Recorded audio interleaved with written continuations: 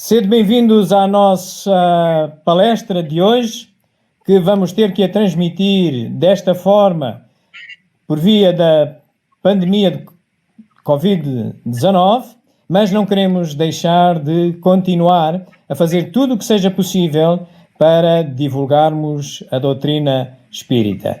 Assim, o nosso presidente da Associação da Espírita Conforto de Bezerra de Menezes, Miguel Mendonça, vai dirigir-nos as palavras habituais de abertura da nossa palestra.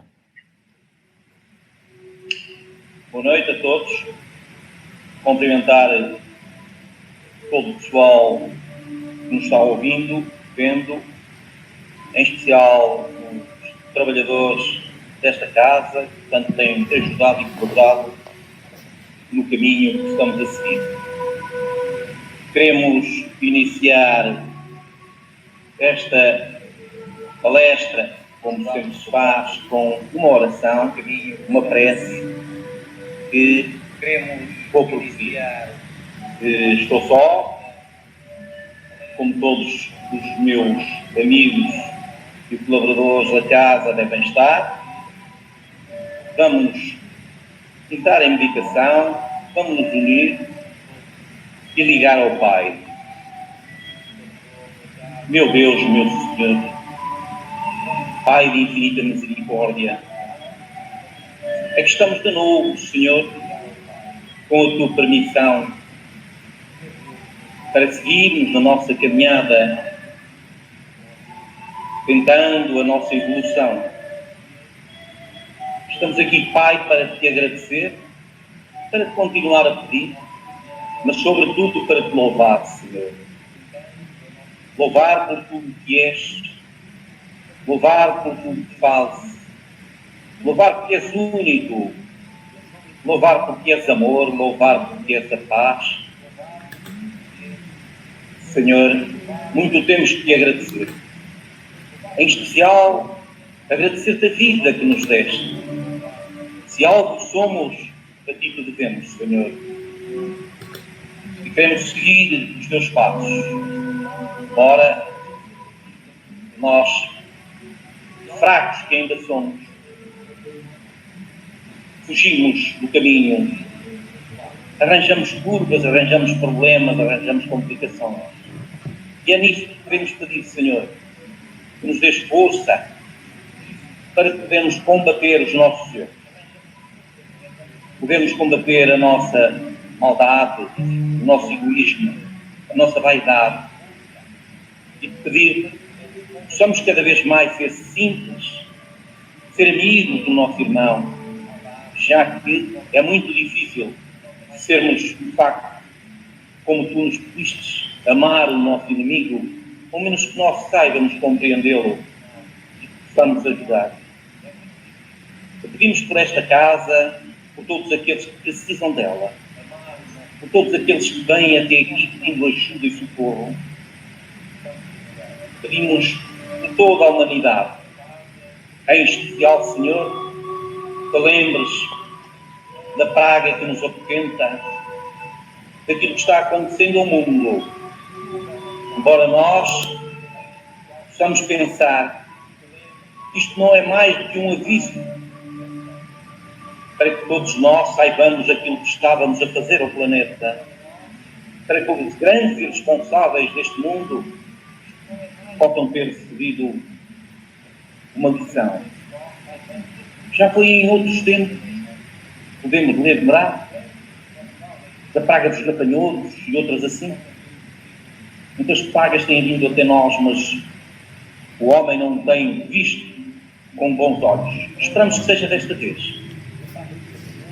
Senhor, te agradecemos imenso por nos continuares a permitir estar aqui na nossa evolução. Tu pedes por todos que neste mundo estão sofrendo dores, sofrendo angústias. Que a Tua paz esteja com todos nós. Que isso seja, Senhor. Muito obrigado.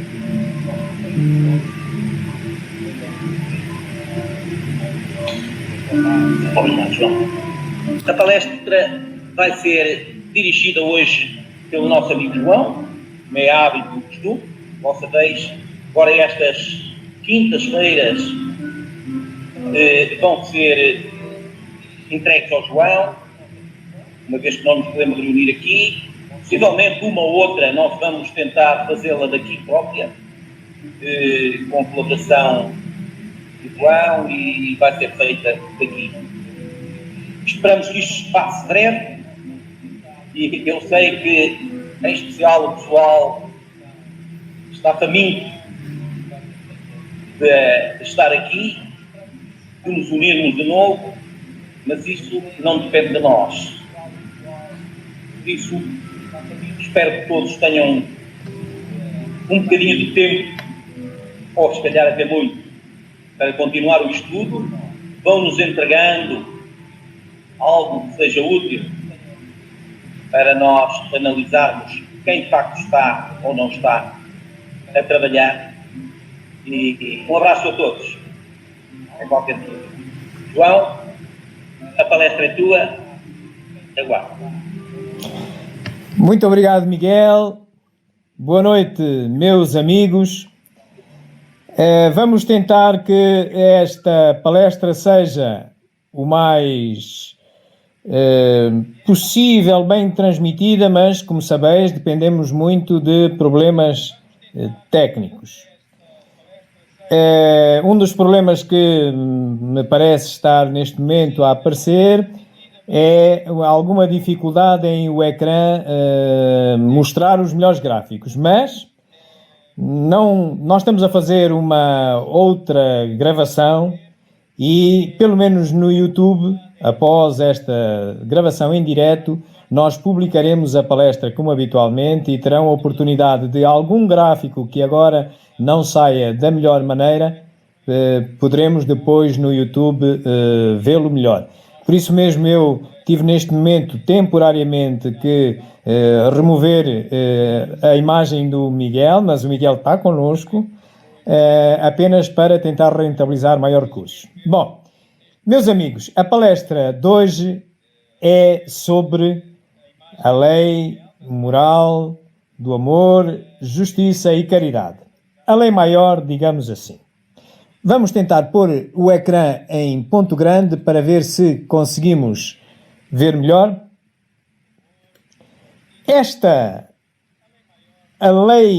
As leis morais e o que nós pretendemos significar com este primeiro ecrã é mostrar que as leis morais são um sistema solar no meio do universo, onde existem outras leis, como sejam as leis físicas, da biologia, da física, etc. Tudo foi criado por Deus, portanto, tudo são leis divinas ou lei natural. A forma como nós vamos abordar este assunto, vamos começar por recapitular as características da lei natural ou lei divina, igual para todas. Depois, vamos olhar melhor para as leis morais, para este sistema solar. E, por fim, numa terceira fase, mergulharemos no seu sol desse sistema solar, a lei do amor, justiça e caridade. Vamos então olhar para as características das leis morais. Mas, ainda antes, apenas um reparo que sobre a lei natural ou lei divina, ainda antes de entrarmos especificamente nas morais. Portanto, todas elas, as leis físicas que nós vamos descobrindo, as leis morais, têm as características iguais, que são estas que nós vamos agora escutar. Que se deve entender por lei natural. A lei natural é a lei de Deus. É a única verdadeira para a felicidade do homem. Indica-lhe o que deve fazer ou não fazer, e ele só é infeliz porque dela se afasta. A lei de Deus é eterna? É eterna e imutável como o próprio Deus. Será possível que Deus em certa época haja prescrito aos homens o que noutra época lhes proibiu? Deus não se engana. Os homens é que são obrigados a modificar suas leis, por serem imperfeitas. Mas as leis de Deus são perfeitas. A harmonia que rege o universo material e o universo moral se baseia em leis estabelecidas por Deus desde toda a eternidade. Ora bem, como nós ouvimos, estas são as características de todas as leis. Mas reparai, é o homem quem as interpreta. Elas foram criadas por Deus, foram criadas antes de nós aparecermos vivendo, e são imutáveis no planeta a que elas se destinam para poderem reger as leis desse planeta, mas naturalmente elas têm características que nos podem deixar às vezes um pouco na dúvida. Por exemplo, o que nós pretendemos mostrar nesse ecrã que aí está é uma dúvida que nos pode assaltar a todos. Ela é eterna? Bom, o que é ser eterno? Ser eterno é não ter início e não ter fim. Ora, não ter início e não ter fim, apenas um ser se conhece com essa característica. Portanto, apenas um ser é eterno no sentido em que não teve nem início, nem tem fim, e é Deus. Então, se a lei é sua, se é a sua lei, então ele a criou. Se a criou, então não pode ser eterna. Assim como não pode ser tão eterna quanto ele. Se já não pode ser eterna, também não pode ser tão eterna quanto ele. Por outro lado, diz-se que a lei é imutável. Podemos raciocinar da mesma forma. Num mundo físico, deve haver umas leis, mas que noutro mundo, menos físico ou não físico, elas não se aplicam. Portanto, temos a ideia que a imutabilidade é relativa ao mundo a que ela se aplica. Do resto das outras características... As leis divinas que se deve entender por lei natural. A lei natural é a lei de Deus.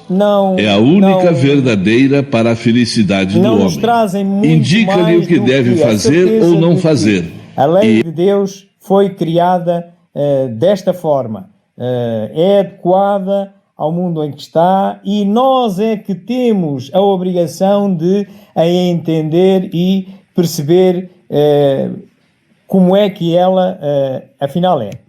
Os homens é que são obrigados a modificar suas leis, por serem imperfeitas. Mas as leis de Deus são perfeitas.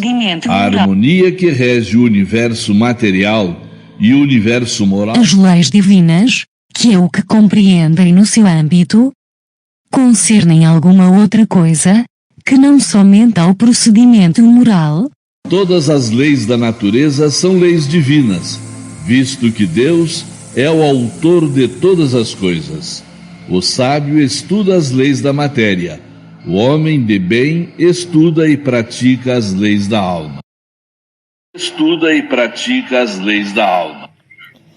Eu sei que não se está a ver bem o ecrã com nitidez.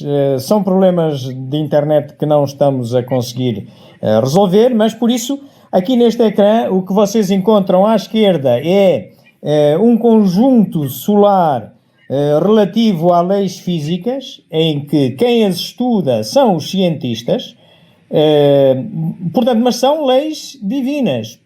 Porquê? Porque são criadas por Deus também. E à direita encontramos o sistema solar de leis morais. Quem é que os estuda? O homem de bem, como ouvimos dizer. E o que é que ele utiliza para estudar? Utiliza a ética, isto é, a justificação daquilo que é bem e o que é mal. Assim, é esta a ferramenta que utiliza o Espiritismo no sentido de as estudar. A partir daqui, nós vamos agora concentrar-nos mais exatamente nas leis morais. Vamos ver um pequeno filme.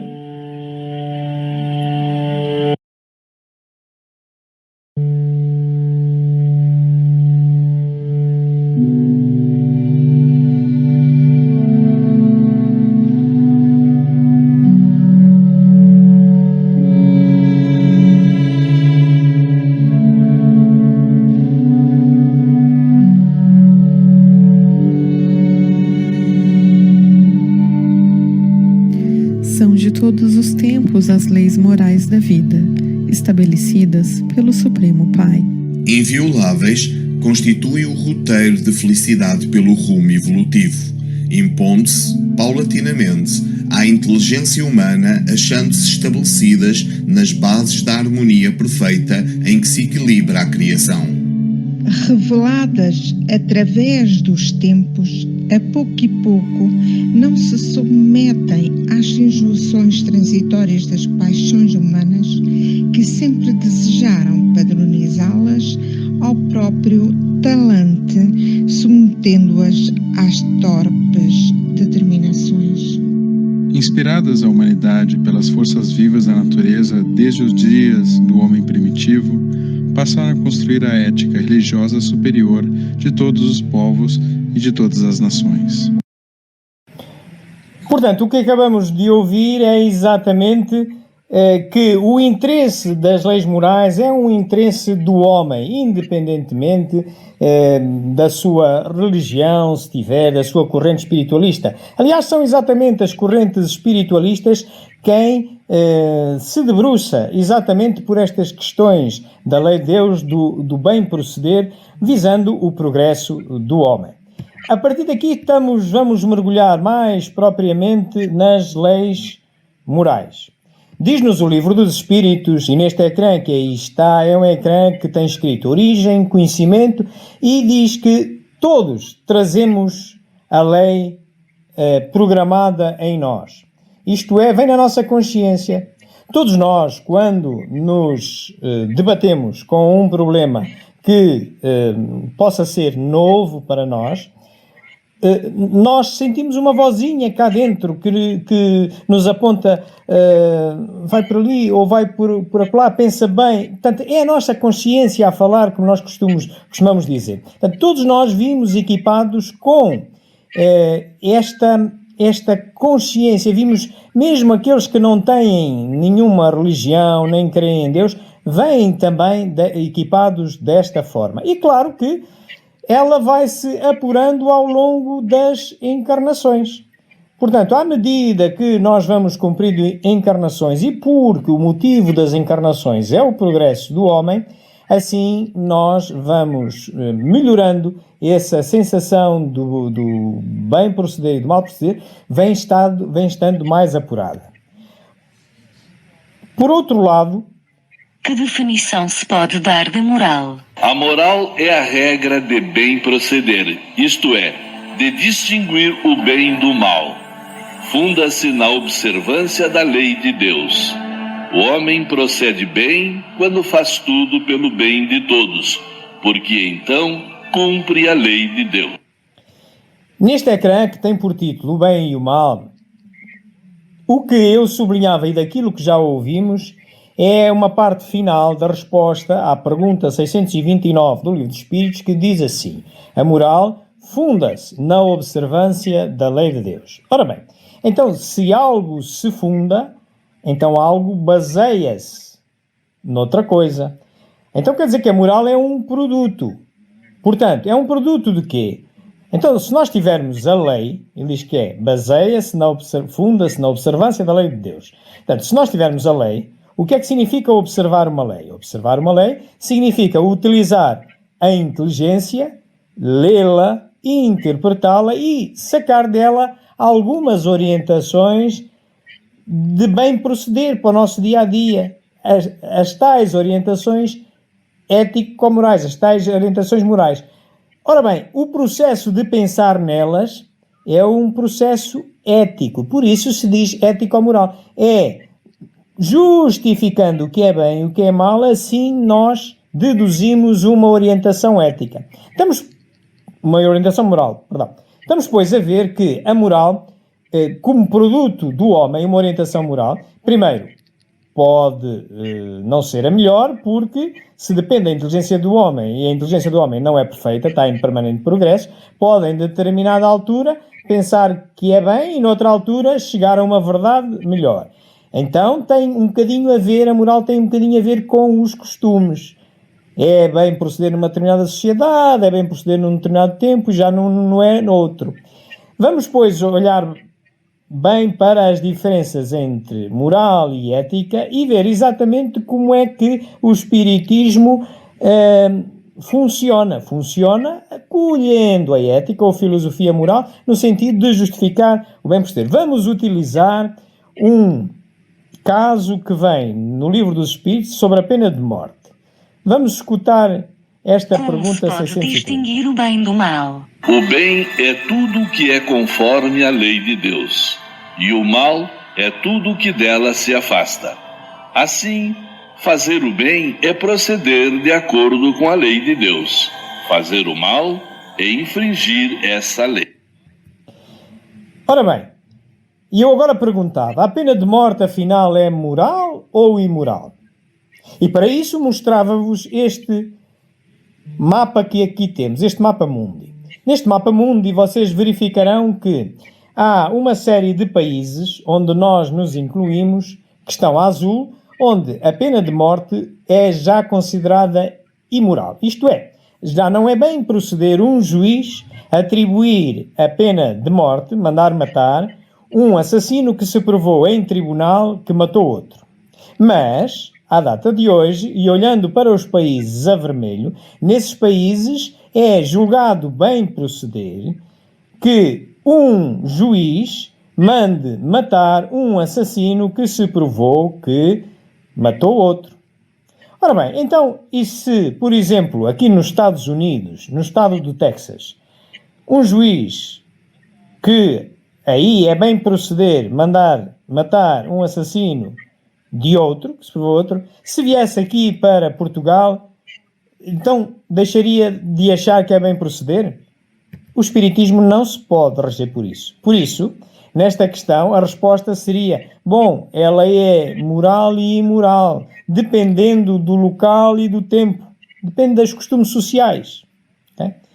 Então, como sair disto? E aqui o espiritismo realmente tem que ter uma saída para isto. É exatamente a filosofia moral. Vamos ver uma pergunta a Tem seguir que nos meios o explica. homem de distinguir por si mesmo o que é bem do que é mal? Sim, quando crê em Deus e o quer saber.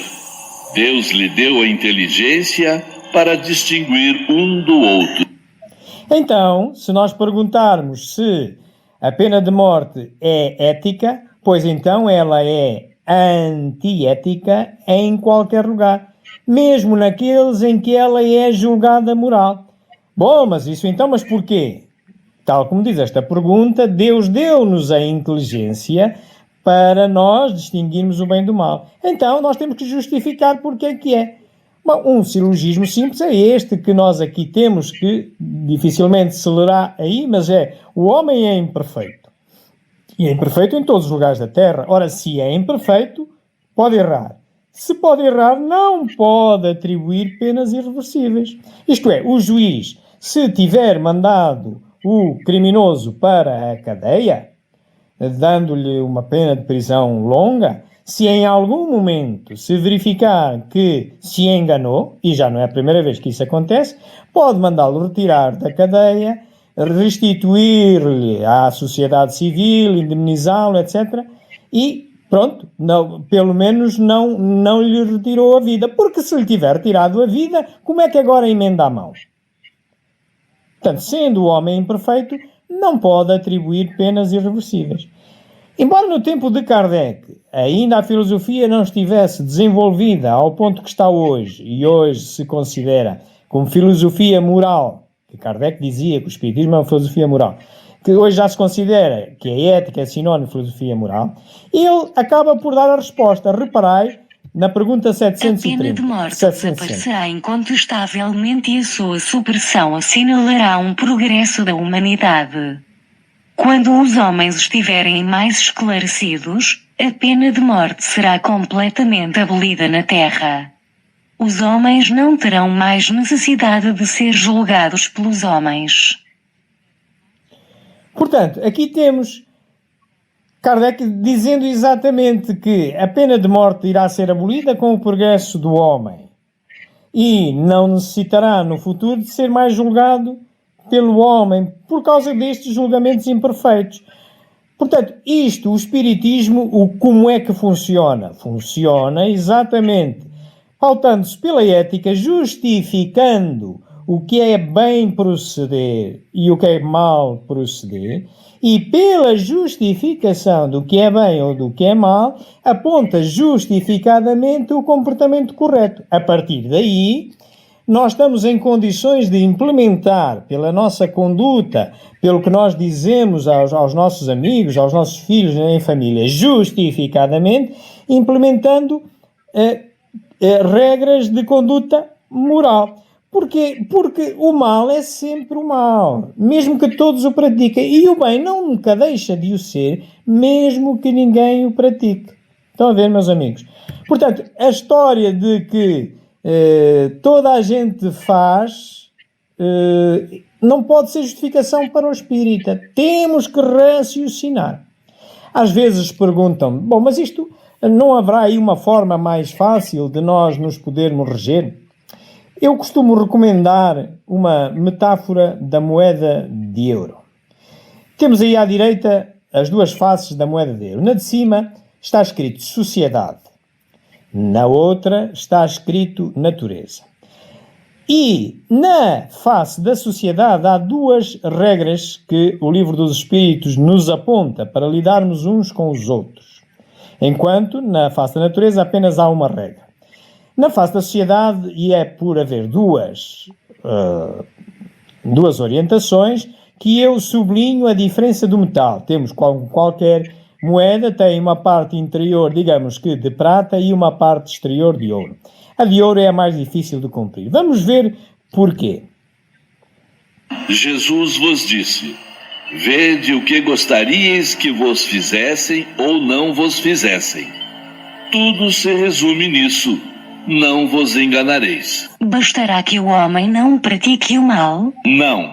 É preciso que faça o bem no limite de suas forças, pois cada um responderá por todo o mal que haja resultado de não haver praticado o bem. Ouvimos as duas perguntas. A primeira é a 632, portanto, a correspondente ao relacionamento com as pessoas, o mais simples que nós conhecemos. Já Cristo dizia, não faças aos outros, não queres que façam a ti. Portanto, mais ou menos todos nós conseguimos já cumprir este desígnio. Mas mais difícil do que isto é a pergunta 642, e por isso a colocamos na parte exterior da moeda, no ouro da moeda, em que é dito que, bom, não basta não fazer o mal ao outro, é preciso fazer todo o bem para evitar que mal maior ocorra, porque seremos responsáveis por todo o mal que nós deixarmos acontecer. Isto, por exemplo, dá-se no caso de nós temos um amigo ou uma amiga que está à beira de tomar uma decisão que, pela nossa experiência, nós já passamos por lá e sabemos que aquele caminho não é o melhor. Mas porque é nosso amigo e não queremos estragar a amizade, põe-se-nos aqui um dilema. Bem, digo-lhe alguma coisa e arrisco perder a amizade porque o que eu lhe vou dizer não é o que ela quer ouvir, ou calo-me e ela há de bater com a cabeça na parede. Mal, esta última é mal. Temos que ter a coragem de, com calma, com educação, mas dizer, meu amigo, minha amiga, eu sei que aquilo que te vou dizer não é exatamente aquilo que tu queres ouvir. Contudo, quando eu passei por esta circunstância, eu tomei este outro caminho. Por isso te recomendo. Tu farás o que quiseres, tens o livre-arbítrio. Portanto, é esta a metáfora da moeda que eu sugiro para que as pessoas mais facilmente no dia-a-dia possam encarar estes assuntos. Quando comeis em excesso, verificais que isso vos faz mal. Pois bem, é Deus quem vos dá a medida daquilo de que necessitais. Quando excedeis essa medida, sois punidos. É assim em tudo. A lei natural traça para o homem o limite das suas necessidades. Se ele ultrapassa esse limite, é punido pelo sofrimento. Do outro lado da moeda, e tal como já vos tinha dito, apenas uma regra existe, que é, do outro lado da moeda a relação com a natureza, a relação com tudo aquilo que não é a sociedade humana, os animais, os vegetais, a natureza em si. E aí apenas impera uma regra, como diz a pergunta 633, é evitar todo o excesso, nomeadamente na alimentação. Nós fomos criados a necessitar de proteínas animais e proteínas vegetais. É legítimo nós matarmos um animal para nos alimentarmos, tal como é legítimo nós cortarmos um vegetal para nos alimentarmos. É ilegítimo nós matarmos um animal por prazer, sem ser para lhe dar um fim útil à sua carcaça. Tal como é ilegítimo fazermos o mesmo com um vegetal. Estão a ver? Portanto, evitar o excesso. Que pensais da divisão da lei natural em 10 partes, compreendendo as leis de adoração, trabalho, reprodução, conservação, destruição, sociedade, progresso, igualdade, liberdade e, por fim, a de justiça, amor e caridade? Essa divisão da lei de Deus em 10 partes é a de Moisés e pode abranger todas as circunstâncias da vida, o que é essencial. Podes, pois, adotá-la, sem que por isso tenha qualquer coisa de absoluta, como não o têm os demais sistemas de classificação, que dependem do ponto de vista sob o qual se considere uma coisa. A última lei é a mais importante. É por meio dela que o homem pode adiantar-se mais na vida espiritual, visto que resume todas as outras. Portanto, a classificação das leis que vem no Livro dos Espíritos, na parte 3ª, está classificada em 10. Não quer dizer que sejam todas, é aquelas que nós conseguimos ver, é a nossa verdade. Provavelmente haverá umas mais. Portanto, e o que nos dizem os Espíritos Superiores é que, essa classificação, que até é de Moisés, é uma classificação. Importante é que seja útil. De qualquer das maneiras, nessa classificação, a última é a mais importante. Essa última, a tal que hoje vamos estudar e que de alguma forma nos ajuda a configurar aqui o nosso sistema solar. Cá está. Essa última é o Sol do nosso sistema solar, onde gravitam à volta dela como se fossem os planetas, a Terra, Marte, Mercúrio do nosso sistema solar, gravitam à volta desta última. Vamos, pois, então mergulhar no Sol das leis morais. Portanto, na nossa lei da justiça, amor e caridade. Esta parte nós encontramos-la exatamente no Livro dos Espíritos, entre a perguntas 873 e 892, que não dá para ler, mas estaria aí escrita. E nós vamos abordá-la em três subcapítulos. As questões do amor, que estamos mais acima, e a de cor encarnada, depois a justiça e depois a caridade. Vamos, pois, mergulhar no amor. No amor, estas perguntas no mesmo livro vêm entre a pergunta 886 e a 892. E nós temos aí que distinguir duas coisas essenciais. Primeiro é o amor na sua essência, que é devido a todos. E depois vermos uma particularidade do amor, que é o amor materno, o amor filial. Vamos olhar para a primeira. Jesus disse: amai mesmo os vossos inimigos.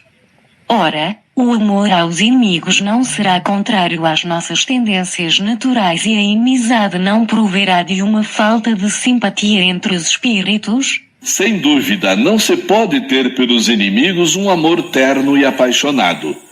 Não foi isso que Jesus quis dizer. Amar os inimigos é perdoar-lhes e lhes retribuir o mal com o bem. Assim procedendo, tornamo-nos superiores a eles, ao passo que, pela vingança, nós nos colocamos abaixo deles. Portanto, entendamos as palavras de Jesus.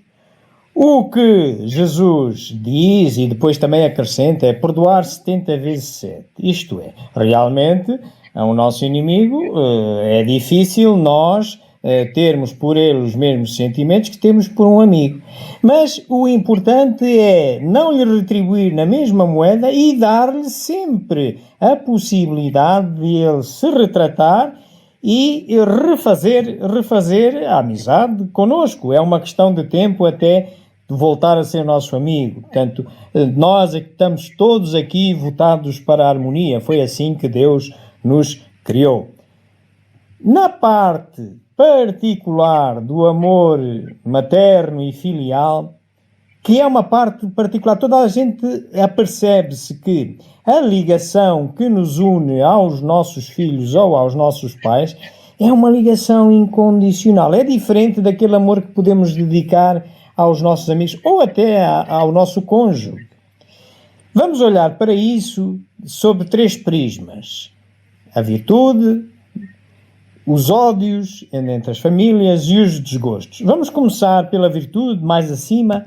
Será o amor materno uma virtude ou um sentimento instintivo, como aos homens e aos animais? É uma coisa e outra.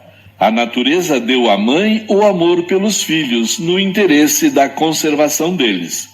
No animal, porém, esse amor é limitado às necessidades materiais. Cessa quando os cuidados se tornam inúteis. No homem, persiste pela vida inteira e comporta um devotamento e uma abnegação que são virtudes. Sobrevive mesmo à morte e acompanha o filho além do túmulo.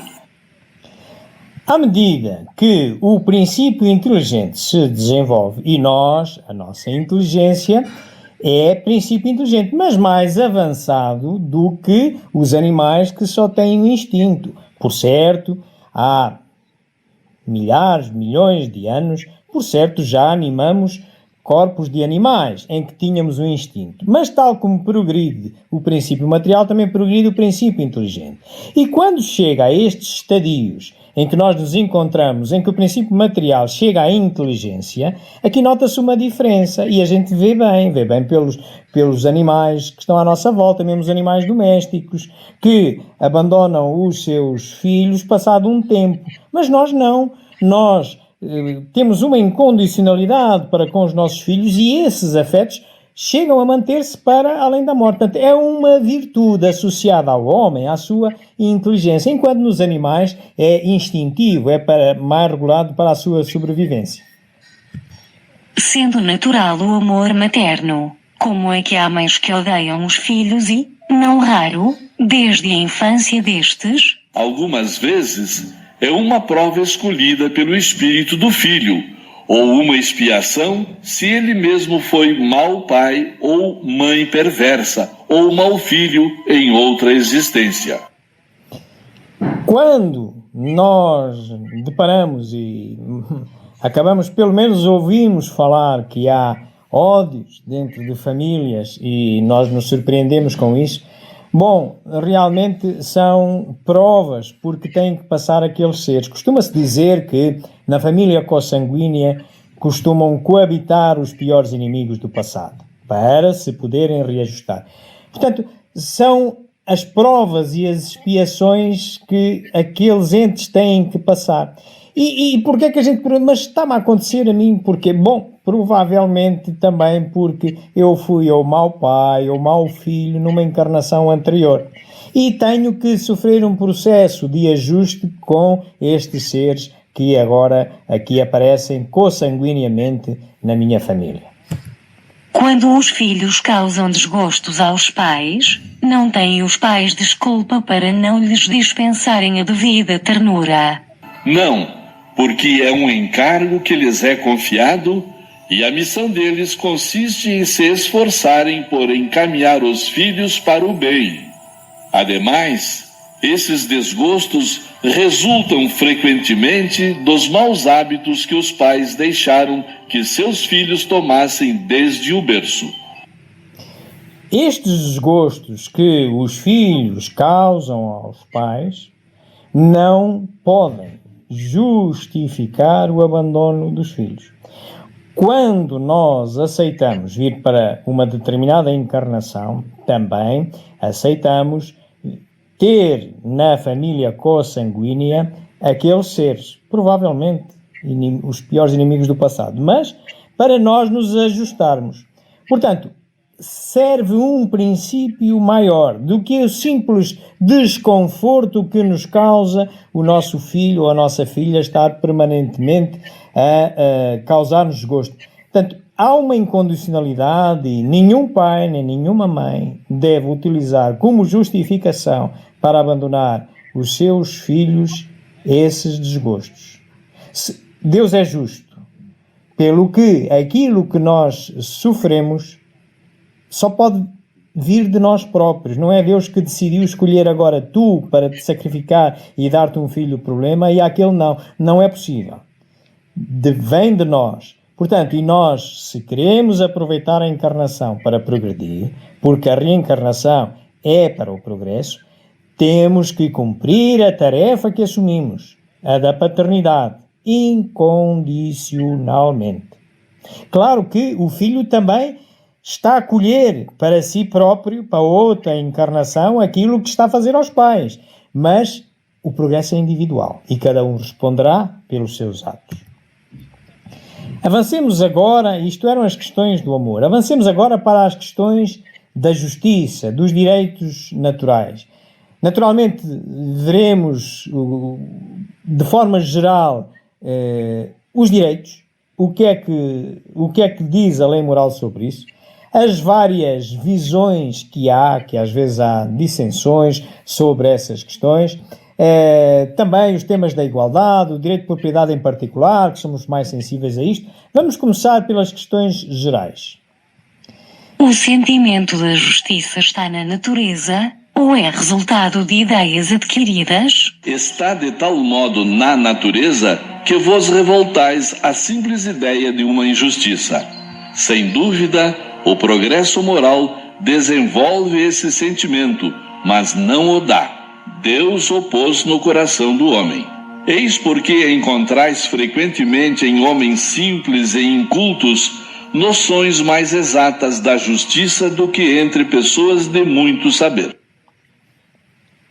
A necessidade, a intuição de justiça é daquelas com que nós vimos programados. Lembram-se no princípio quando falávamos das características das leis morais, que todos vimos impregnados, programados da mesma maneira, pois todos nós vimos programados com essa necessidade de justiça. Não é algo que resulte de um progresso moral, nem intelectual, já que o intelectual precede o moral. Não. Todos vimos. É por isso que até aqueles pessoas menos cultas vêm com essa necessidade, com esse sentido de justiça e às vezes muito mais apurado do que aqueles que já são mais letrados. Portanto, está na natureza.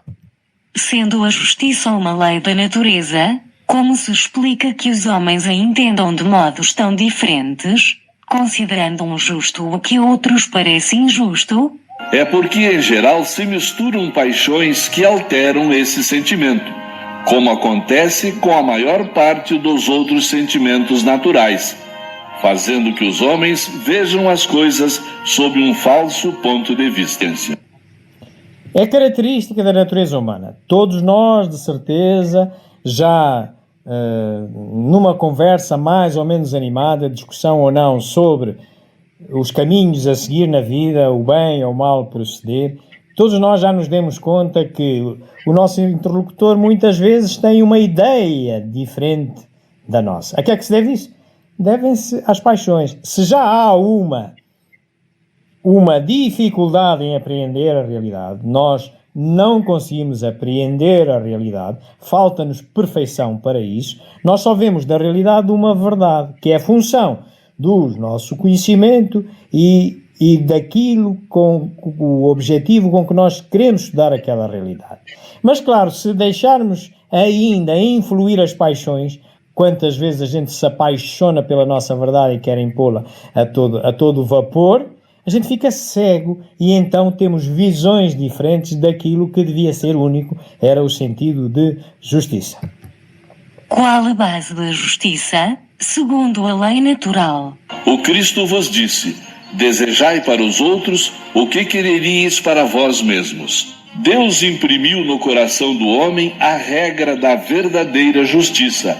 Na incerteza de como deve proceder em relação ao semelhante, em dada circunstância, o homem deve perguntar a si mesmo como gostaria que os outros procedessem com ele em idêntica circunstância. Recordai-vos da metáfora da moeda de euro, que falamos no início. Aqui está ela. Portanto, em que é que se baseia a justiça entre nós, seres humanos? Fundamentalmente nesta regra que Cristo nos ventilou vezes sem conta. Não faças aos outros o que não queres que te façam a ti. Portanto, para ser justo com o próximo, pensa sempre nisso. Sempre, sempre, sempre. E aí estarás a seguir o princípio basilar da justiça. Naturalmente que nós podemos perguntar se, afinal, nós somos iguais. Se cada um atribuir-se direitos iguais aos de seu semelhante, que virá a ser de subordinação aos superiores? A subordinação não estará comprometida quando a autoridade for conferida à sabedoria. Qual seria o caráter do homem que praticasse a justiça em toda a sua pureza? O do verdadeiro justo, a exemplo de Jesus, porque praticaria também o amor ao próximo e a caridade, sem os quais não há verdadeira justiça. Portanto, a justiça não, só de uma forma errada, nos faz sugerir que nós seremos todos iguais. Nós nascemos iguais, fomos criados simples e ignorantes, todos, mas cada um de nós, depois, segundo o seu mérito, vai evoluindo e encontramos-nos na vida com umas pessoas mais adiantadas que outras. Todos nós reconhecemos isso. O qual é esse fator? E nós aceitamos isso interiormente quando vemos que aquela pessoa aparenta-nos mais adiantada porque a sua inteligência, o seu avanço moral, assim o leva. E nós naturalmente aceitamos essa desigualdade que nos é favorável, até aprendemos com eles. Portanto, mas no sentido cristão, não é aquele que se impõe porque eu sou o chefe, eu sou o patrão. Não. Tal como Jesus também naturalmente se impunha pela sua conduta moral, pelo seu exemplo. Isto sim, está de acordo com o princípio da justiça na lei natural. Quanto às questões do direito de propriedade, que nos afeta mais, do roubo, etc., que encontramos entre a pergunta 880 e 885, nós podemos ver isto também em 3 subcapítulos. Um primeiro dedicado à vida, esse mais acima, que vamos abordar. Depois, aos bens materiais, portanto, o direito aos bens materiais. E depois ao direito à propriedade. Vamos começar com o direito à vida. Qual o primeiro de todos os direitos naturais do homem? O de viver. Por isso ninguém tem o direito de atentar contra a vida de seu semelhante, nem de fazer o que quer que possa comprometer a sua existência corporal. Primeiro direito de todos é o direito da vida. E reparai, a vida não é nossa. Temos direito a ela porque Deus nos-la outorgou, mas não é nossa. Quando nós nos tomamos consciência que vivíamos, já tínhamos vida, não é?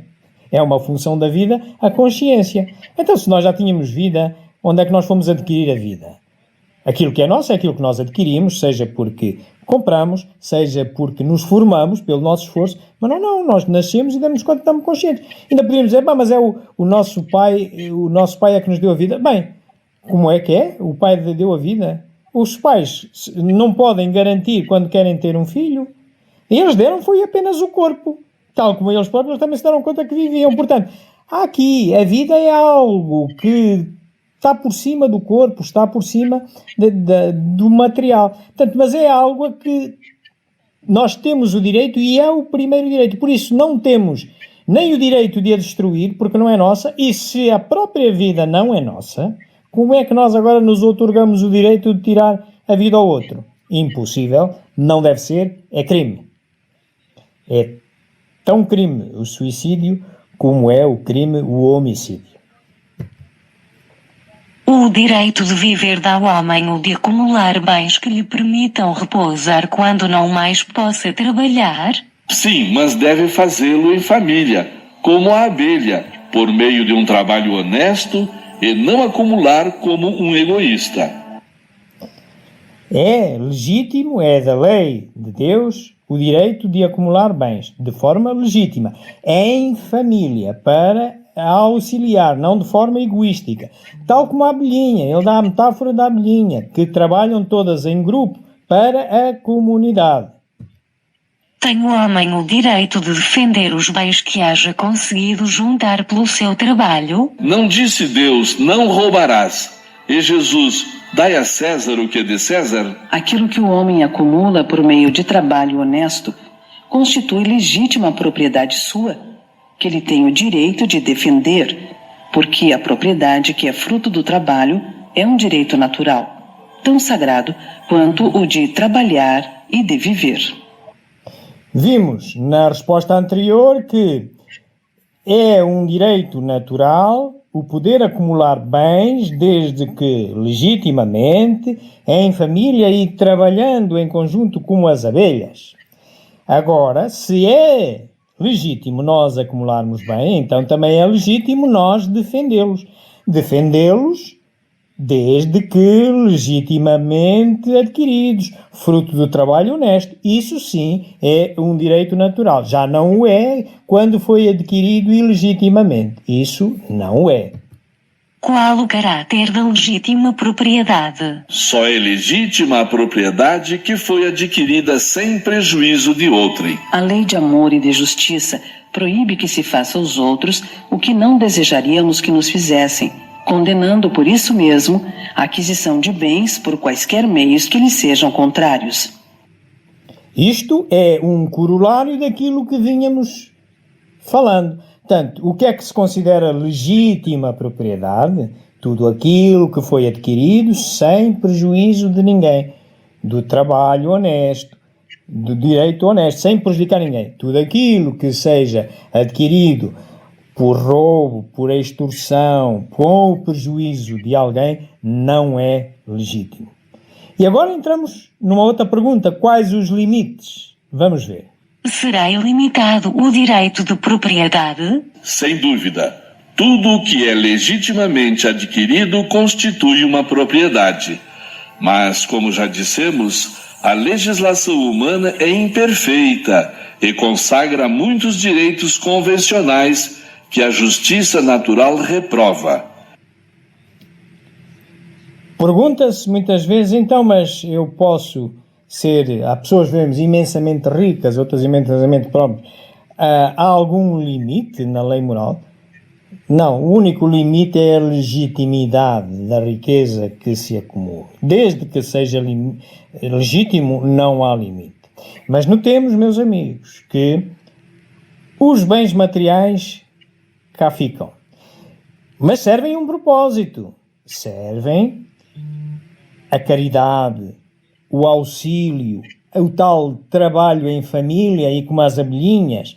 Portanto, a prova da riqueza acaba por ser uma prova que todos temos que passar, mas que devemos dar conta dela. Às vezes mais difícil do que a prova da pobreza. Porque administrar de forma caridosa os bens sem resistindo ao egoísmo não é tarefa fácil. Façamo-lo, pois, de forma legítima, de forma honesta e saibamos ser caridosos, saibamos trabalhar com honestidade, nunca prejudicando ninguém e os bens que adquirirmos. Tenhamos sempre a consciência que eles cá vão ficar. Portanto, façamos um bom uso deles para não termos que no futuro acertar contas e provavelmente ter uma encarnação em condições económicas mais depauperantes. Vamos agora ao conceito de caridade que está muito ligado com a esmola. Podeis encontrar isso entre a pergunta 886 e a 889. Vamos primeiro olhar para o conceito de caridade. Qual o verdadeiro sentido da palavra caridade, como a entendia Jesus? Benevolência para com todos, indulgência para as imperfeições dos outros, perdão das ofensas. O amor e a caridade são o complemento da lei de justiça, pois amar o próximo é fazer-lhe todo o bem que nos seja possível e que desejaríamos que nos fosse feito. Tal o sentido destas palavras de Jesus: amai-vos uns aos outros como irmãos. A caridade é isto, meus amigos. O conceito de base da caridade, independentemente dos instrumentos que usamos, não nos foquemos só no material, porque também há caridade quando nós perdoamos os erros que fazem contra nós, quando nós somos indulgentes e quando nós somos benevolentes com os outros. Benevolência, indulgência e perdão são a base, são o fundamental da caridade e não apenas o instrumento, um dos instrumentos, e mais nós trocamos muitas vezes o todo pela parte ou a parte pelo todo e reduzimos o conceito de caridade ao de esmola. Por isso vamos então agora olhar para esse instrumento que é a esmola. Quais são os parâmetros por que ela se deve reger? Portanto, qual é a sua legitimidade e qual vai ser o futuro disto? Vamos olhar para a legitimidade da esmola. Reprovais a esmola? Não é a esmola que é reprovável, mas a maneira pela qual habitualmente é dada. É preciso distinguir a esmola propriamente dita da beneficência. Nem sempre o mais necessitado é o que pede. O temor de uma humilhação detém o verdadeiro pobre, que muitas vezes sofre sem se queixar. É a esse que o homem verdadeiramente humano sabe ir procurar sem ostentação. Não é, pois, reprovável dar uma esmola. A esmola como a concebemos, dar uma moeda, dar dinheiro, dar outra coisa qualquer, um bem material. Não é reprovável. O que é reprovável? É reprovável é a maneira como habitualmente é dada. Às vezes damos aquilo que nos sobra. Nós devemos repartir aquilo que temos para nós. E também devemos ser cuidadosos no sentido de distinguir esmola de beneficência. Devemos procurar fazer a beneficência, isto é, nem sempre aquele que nos está a pedir a esmola é o que mais necessita. Às vezes o mais necessitado é aquele que está calado, que pela vergonha que tem não quer pedir. E a nós compete-nos, ao homem de bem, ao espírita, compete-nos estar atentos a isso e ir à procura desses mais necessitados e fazermos a beneficência. Não há homens que se veem condenados a mendigar por culpa sua? Sem dúvida, mas se uma boa educação moral lhes tivesse ensinado a praticar a lei de Deus, não teria caído nos excessos que ocasionaram a sua perdição. É disso, sobretudo, que depende a melhoria do vosso globo. A esmola, como acabamos de ouvir, tenderá para ser eliminada. Através do quê? Através de uma educação moral mais adequada, que evite os excessos. Porque é que nós, em determinados momentos da vida, éramos ricos e depois ficamos pobres? Porque cometemos excessos. E, portanto, aí depois vem a necessidade da esmola dos outros, viver da caridade dos outros. Isso não é nesta vida, é numa vida anterior, porque elas estão todas ligadas. Portanto, com a educação moral e com o processo de reencarnação, que nós tínhamos visto no princípio, todos vimos programados com a noção do bem e do mal. A lei moral vem impregnada em nós, mas ela apura-se e é melhor detalhada ao longo das encarnações. Portanto, ao longo deste processo de progresso moral, nós vamos acautelando melhor a nossa vida, evitando excessos, e então elimina-se naturalmente a necessidade da esmola. Meus amigos, era isto que eu tinha para vocês. As referências que nós consultamos são estas que aqui estão. Aqui na linha de cima está os livros O que é o Espiritismo, o Livro dos Espíritos, que a terceira parte foi esta que nós detalhamos com mais detalhe, o Livro dos Médiuns, o Evangelho, o Céu e o Inferno, a Gênesis. Depois aqui numa segunda linha temos 2 livros de filosofia, um de Platão, Menon, depois um de Aristóteles, a Ética, a Nicômaco. Temos o Universo Elegante, para nos fazer entender que há outras dimensões e navegamos, já a física quântica hoje nos diz isso. E o último livro que encontramos é o meu primeiro livro espírita, O Pensamento Sistémico e Espiritismo, onde também abordamos estas questões, por exemplo, aquela parte da realidade e da verdade. Às vezes aquelas discussões em que entram às vezes paixões e nós perdemos o sentido da justiça. Mais por baixo há um link que nos leva àquele filme que vimos, produzido pela Federação Espírita Portuguesa. Eu, como vos disse, e porque tenho a perfeita consciência que continuamos a enfrentar problemas técnicos que não permitem ver-se bem a imagem nem na edição do Facebook, mas eu já tinha essa intenção também.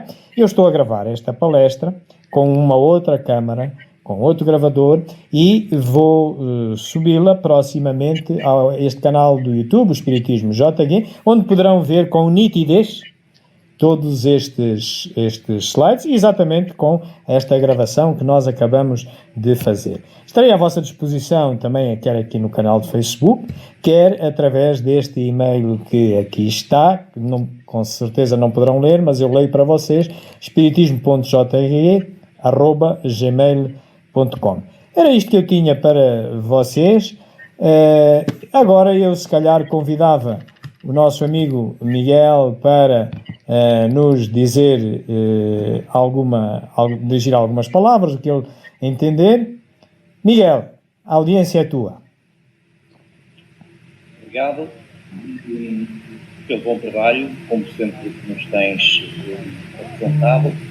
E eu queria só, nós hoje não temos aqui pessoas para fazer perguntas, também não vou fazer muitas porque estamos nas 9 horas, portanto vamos um bocadinho mais à frente, falar um pouquinho e convidar. Nós temos aqui na casa 5 palestrantes. Vou convidá-los para que seja apresentado um trabalho sobre os animais nossos irmãos. Quero ver quem é que traz primeiro um trabalho desse para apresentarmos aqui. Já foi feito, já se aqui apresentou. E com certeza não quero dizer que seja a próxima palestra, mas será uma palestra, até porque os outros elementos neste momento estão de férias, têm oportunidade para pesquisar e estudar e trazerem-nos algo sobre animais nossos irmãos. Falámos aí em matar animais para consumo, isso revolta muita gente, é uma verdade. Mas se nós pensarmos que os animais são nossos irmãos, também as plantas são nossas irmãs, as árvores são nossas irmãs, as flores são nossas irmãs, tudo isto é criação de Deus. Deus, quando criou, já criou cada coisa em seu destino. Portanto, isto é uma questão de evolução. Se quiser dizer alguma coisa sobre isso, pode dizer. E depois queria ainda que me falasse um pouquinho sobre a riqueza, dissesse, e é uma verdade, a riqueza é uma prova muito difícil. Eu diria também que a riqueza é uma prova muito perigosa. Parece que não, é mais dolorosa, isto depois, não sei se estou corretamente a dizer o correto, mas é aquilo que eu penso, é aquilo que eu já vi estudando, já estudei. A riqueza é perigosíssima, não é só difícil, é perigosíssima, porque traz-nos mais tentações. A pobreza é sem dúvida mais dolorosa, mas com certeza traz-nos muito mais alegrias no final da carreira. O que diz sobre estas duas questões? Muito obrigado, Miguel. São duas questões sensíveis.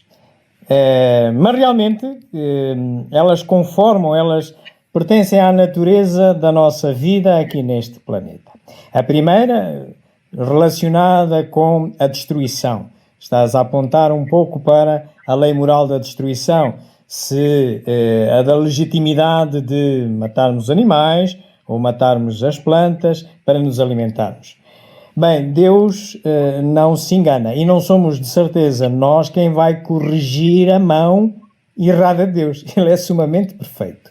Deus, se nós olharmos para a natureza, para podermos depois chegar a nós olhamos para a natureza e vemos que Deus, na sua perfeição, criou os animais a necessitarem de matar animais por necessidade para se alimentar. Ou vegetais, por necessidade. E nós vemos que os animais não atacam, não têm prazer na morte, eles só caçam aquilo que querem. O homem é que desregra e desvirtua essa necessidade de dar um fim útil às carcaças, da regeneração, porque a lei moral da destruição visa a regeneração, portanto, e dar um fim útil às carcaças. É um animal que se mate se for para comer, está certo, deu-se um fim útil às carcaças. Porque o que importa não é o casaco, o que importa é o que está lá dentro. Portanto, Deus criou a natureza assim, a necessitar de alimentar-se de proteínas animais e proteínas vegetais. Desde que seja com base na necessidade, porque essa é divina, quer a gente quer entender isso ou não, nós precisamos nos alimentar, portanto, Deus não se enganou, e nós temos é que nos alimentar sem excesso, sem cometer excesso, a tal outra face da moeda, que é a relação com a natureza. Portanto, é abster-nos de ir à caça, por exemplo, por puro prazer e depois desperdiçar as carcaças dos animais, ou cortar os vegetais para fazer a melhor saladinha e ir desperdiçando. É igualmente legítimo. É tão legítimo fazer uma alimentação só de vegetais como só de animais. Cada um é que deve saber. Agora, o que é ilegítimo é cometer excessos. Isto relativamente à primeira pergunta. Relativamente à segunda, tem a ver com a riqueza. Vai ser sempre assim as desigualdades dos recursos materiais. E porquê? É fácil. Imaginemos que era possível, que não é impossível, mas era possível. Vamos imaginar que Deus agora conseguia nivelar-nos, agora para a próxima hora ficávamos todos iguais com o mesmo dinheiro. O que é que ia acontecer na hora seguinte? Os mais lestos iam arranjar maneira de pôr a render os seus talentos, que Deus incentiva. Eu dou-te os talentos para tu pôres a render. E logo, na hora a seguir, já ia haver desigualdades outra vez. Portanto, não há nada de errado nas desigualdades. É exatamente função do nosso desenvolvimento. O que há de errado é quando esse desenvolvimento tende para o abuso e a ilegitimidade. E então aí vem a lei natural, que nós temos que prestar contas daquilo que adquirimos ilegitimamente. Vai sempre ser desigual? Vai sempre ser desigual. Função do progresso humano. É uma coisa que aqui fica. A nossa riqueza essencial é o nosso desenvolvimento moral. Tudo o resto cá fica. E é claro que conta-nos alguns relatos mediúnicos que muitas vezes acontece numa encarnação posterior. Alguém que foi subtraído ilegitimamente da sua riqueza numa encarnação, vem posteriormente a encarnar na família daquele que o despojou do dinheiro na encarnação anterior, e ele vê-se nessa prova difícil, porque, tal como dizias, Miguel, e muito bem, se há uma prova difícil é a da riqueza, é mais simples a gente ser pobre, é mais simples, porque a riqueza, mas todos vamos ter que passar por ela. Se já não passamos, vamos voltar a passar. Porque é aí que se vai fazer o progresso, é repartir, ser solidário e exercer a caridade. Não sei se eu respondi, Miguel. Ótimo. Estamos dentro da sintonia. Continuo a dizer que é mais difícil orientar a riqueza, como se diz que o rico é mais fácil entrar um camelo por agulha pelo fundo de uma agulha do que um rico no reino dos céus. Ora bem, o rico que sabe ser rico põe a riqueza ao serviço da humanidade. O rico põe a sua riqueza ao serviço da família. Lá está a tal situação. Quando se é rico justamente, não tenha receio porque entra no céu no mesmo. Desde que soubesse aplicar essa riqueza ao serviço da humanidade, de todos os irmãos. Agora, aquele rico que consegue levar uns milhões de um lado, uns bilhões do outro lado, e aí é que é um bocadinho perigoso.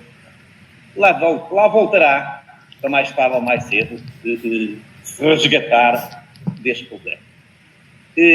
Vamos então, até porque já estamos a avançar um bocadinho, vamos então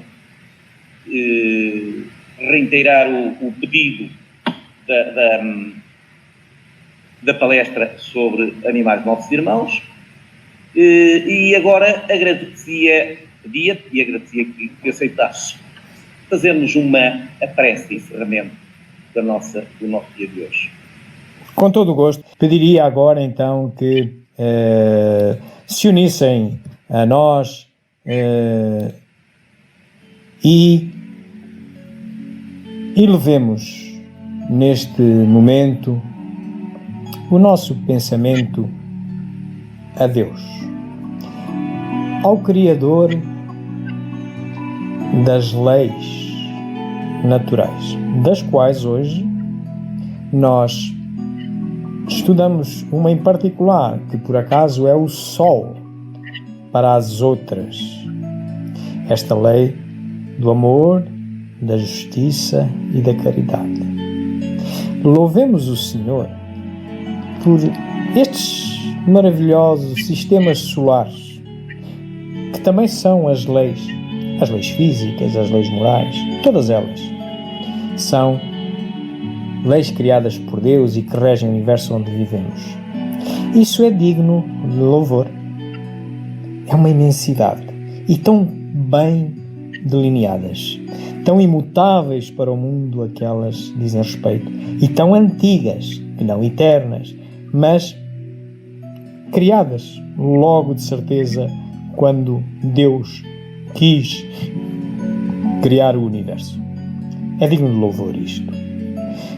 Nós agradeçamos ao Senhor a possibilidade que nos dá de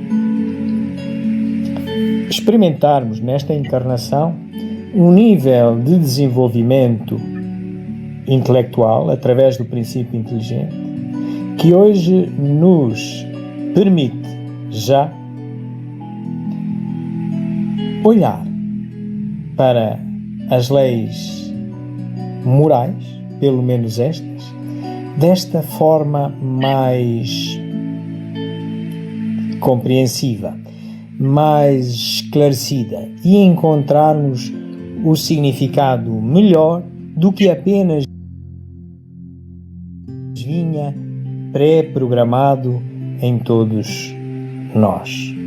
E neste campo agradeçamos ao Senhor ter-nos cruzado com a doutrina espírita, esta muleta maravilhosa, esta filosofia de base científica, de cuja investigação resultam orientações ético-morais para a nossa vida e que nos auxilia no nosso progresso. Mas, por fim, pedirmos ao Senhor que, muito em particular nos momentos em que vacilamos, seja porque temos dúvidas do que é bem, do que é mal proceder, do que é a evolução das leis, e nesta estamos a assistir ao desenvolvimento de um detalhe de uma das leis, a lei moral da destruição, através dos flagelos, a pandemia do Covid-19 é um flagelo e, de acordo com o Livro dos Espíritos, os flagelos, sua única finalidade é acelerar o progresso. É esta a finalidade divina. Mas claro, se nós não entendermos isto, ou se nos tocar à porta mais seriamente, é natural que nós vacilemos e esqueçamos a bondade de Deus, a perfeição com que Ele tudo fez e os desígnios dele. Então, nessa altura, peçamos que nos envie os bons espíritos, os nossos mentores espirituais e também os mentores espirituais desta nossa casa, da Associação Espírito Conforto Bezerra de Menezes, que tudo farão para nos levar a bom porto e lembrar-nos: tudo passa. E tudo é para o nosso bem, mesmo estes desconfortos que apenas são mais uma prova nesta escola da vida. Bem-aja, meus amigos. Até à nossa próxima palestra. Uma boa noite.